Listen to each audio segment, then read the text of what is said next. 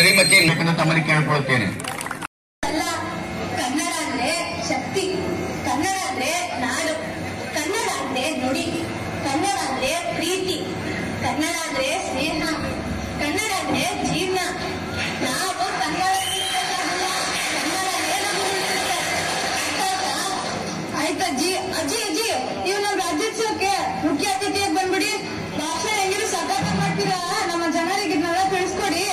ಅಯ್ಯೋ ದನ ಬಿಡಿ, ಈಗ ದೇಣಿಗೆ ಮಾತ್ರ ಕೊಡಿ. ಹೌದಾ, ಕೊಡೋಣ ಕೊಡೋಣ. ಚಂದ ಎತ್ತಿ ಏನ್ ಮಾಡ್ತೀರಪ್ಪ?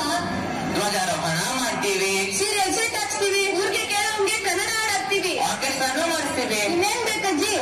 ಇವನ್ನೆಲ್ಲ ಎಷ್ಟ್ ದಿನ ಮಾಡ್ತೀರಾ? ಒಂದಿನ ಮಾಡ್ತೀವಿ. ಅಯ್ಯೋ ಗೊತ್ತಿಲ್ವಾ ಕನ್ನಡ ರಾಜ್ಯೋತ್ಸವ ನವೆಂಬರ್ 1. ಓ, ಇವನ್ನೆಲ್ಲ ಒಂದಿನ ಮಾಡ್ಬಿಟ್ರೆ ಕನ್ನಡ ಉಳಿದು ಬಿಡುತ್ತಾ? ಅದು ಉಳಿಬಹುದೇನು? ಕನ್ನಡ ಉಳಿಸಕ್ಕೆ ಚಂದ ಎತ್ಬೇಕಾಗಿಲ್ಲ, ಚಂದ ಕೊಡ್ಬೇಕು ಆಗಿಲ್ಲ. ಅಂದವಾಗಿರೋ ಕನ್ನಡ ಭಾಷೆನ ಚಂದವಾಗಿ ಮಾತಾಡಿದ್ರೆ ಸಾಕು.